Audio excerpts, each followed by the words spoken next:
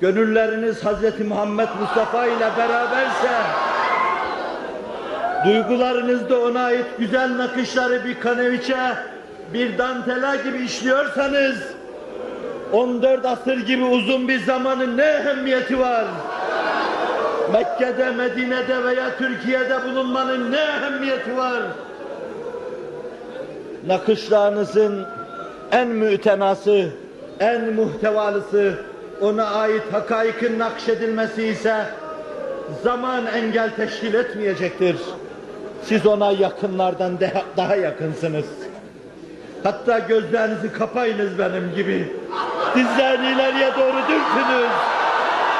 Bana öyle geliyor ki dizleriniz dizlerine temas edecektir. Çok yakınsınız. O da size çok yakın. Sizi çok yakın kabul etti. Sizi kendine çok yakın hissetti.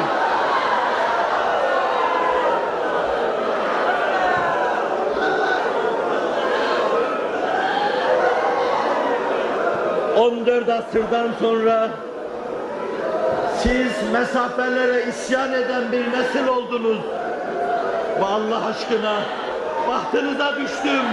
Mesafelere isyan eden bir nesil olun. Aşın mesafeleri. Aşın zamanı ve mekanı. Aşın ve onunla bütünleşin. Kurtuluş oradadır. Kurtuluş onun altından gerdanlığına dizilmededir. Kurtuluş gökte size Muhammedi denmesindedir. Siz ahlak itibariyle Muhammedisiniz. Siz aşk itibariyle Muhammedisiniz. Siz gerçek arkadaş ve kardeş itibariyle Muhammedisiniz. Mesafeleri aşacaksınız. Aşınca sadece karşınıza şu çıkacak: bir kısım isim farklılıkları. İsim farklılıkları. Ben diyeceğim ki bu Ebu Bekir değil ama Ebu Bekir gibi.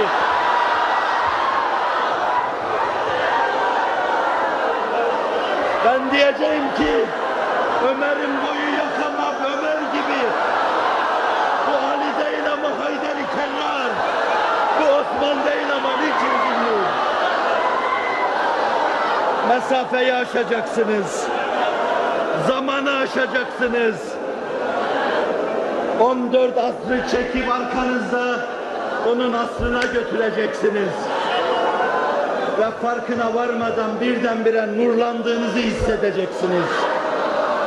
Muhammedi nurlarla nurlanacaksınız. Genciniz, ihtiyarınız, çocuğunuz, delikanlınız, kadınınız ve erkeğinizle nurlanacaksınız. Nurlanacak ve metafizik gerilime geçeceksiniz. Yanlış anlaşılmasın. Metafizik gerilimi dinin şuuruyla yaşamak demektir.